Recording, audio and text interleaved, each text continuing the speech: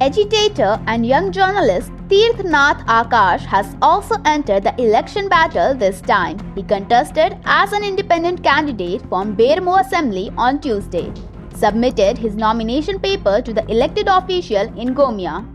In typical Gawai style and traditional attire of Jharkhand, he came out of his house and filed nomination paper along with his colleagues. During this time, he said that they need 3 years' time. This will end migration from Bermo area.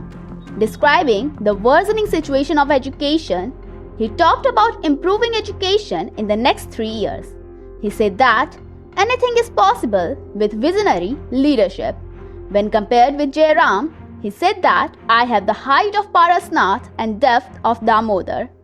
During this time, he looked very composed and confident without any hesitation. जी का number 1 विधानसभा बनाने के लिए हमारा एक slogan है कि ये जो चुनाव है ये एक यात्रा है, यात्रा कुदाल से कलम तक। बैरमो जो है वो मजदूरों का इलाका है, यहाँ मजदूर श्रमिक वर्ग हैं, किसान वर्ग के लोग ज़्यादा हैं और उनके बच्चे कलम नहीं पकड़ पा रहे हैं। जो कुदाल चलाते हैं उनके बच्चे कुदाल ही पकड़ रहे हैं, कलम नहीं पकड़ पा रहे हैं। तो हम लोग चाहते हैं कि यात्रा जो कुदाल से कलम तक, इस यात्रा को लंबा ले जाए और जिनके बच्चे सड़क पर, जिनके बच्चे किसी जगह पर सिर्फ कम सुविधाओं के कारण वो अपना बेहतर भविष्य खो देते हैं, उनको हम कलम दे पाएँ, उनको हम पढ़ा पाएँ। और कोई भी बच्चा पूरे बैरमो के अंदर, हम ये वादा करते हैं कि 3 साल के बाद अगर मौका मिला प्रतिनिधित्व करने का, तो 3 साल के अंदर ही पूरे बैरमो का एक भी युवा पलायन नहीं करेगा शिक्षा के लिए। किसी को भी इलाज कराने के लिए दूसरा जिला और राज्य नहीं जाना पड़ेगा।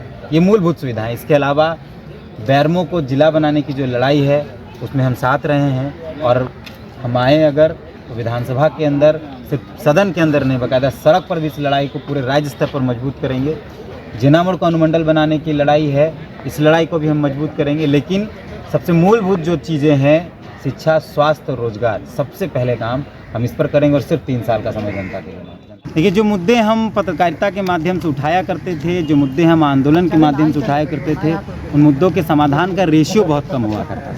मतलब 100 मुद्दा उठाए हैं तो 10 का समाधान हो पाता था, 90 का समाधान नहीं हो पाता। एजेंडा क्या होगा? एजेंडा बैरमो को बेहतर, स्वस्थ और स्वच्छ, बेरोजगारी मुक्त बैरमो बनाना है। बैरमो का एक भी युवा अगर प्रतिनिधित्व का मौका मिला तो 3 साल के बाद किसी और जिला, किसी और राज्य नहीं जाएगा पढ़ने के लिए, इलाज कराने के लिए किसी और जिला, किसी और राज्य नहीं जाएगा।